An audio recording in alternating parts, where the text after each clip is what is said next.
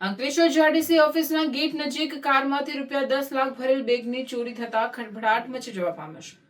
અકસ્માત થયો હોવાનું જણાવી બાઇક સવાર 3 શખ્સો ચોરી કરી ફરાર થઈ જતા જીઆરડીસી પોલીસે તપાસ હાથ ધરી છે. અંકલેશ્વર જીઆરડીસીમાં આવેલ જળદર્શન સોસાયટીમાં રહેતા અને કોસંબડીની સરગમ રેસિડેન્સીમાં શક્તિ એન્ટરપ્રાઇઝમાં એકાઉન્ટન્ટ તરીકે ફરજ બજાવતા ધવલ ભટ્ટ ગતરોજ અંકલેશ્વરની પ્રતિન ચોકડી વિસ્તારમાં આવેલ સિલ્વર પ્લાઝા સ્થિત આરકે આંગણિયા પેઢીમાંથી ₹10 લાખ લઈને તેમની કારમાં શક્તિ એન્ટરપ્રાઇઝ તેમની ઓફિસે જવા નીકળ્યા હતા.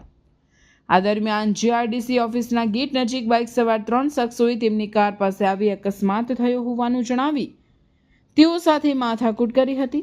આ દરમિયાન અજાણ્યા શખ્સોએ એકાઉન્ટ ધવલ ભટ્ટની નજર ચૂકી કારમાં ડ્રાઈવર સીટની બાજુમાં મૂકેલ રોકડા ₹10 લાખ ભરેલ બેગની ચોરી કરી ફરાર થઈ ગયા હતા.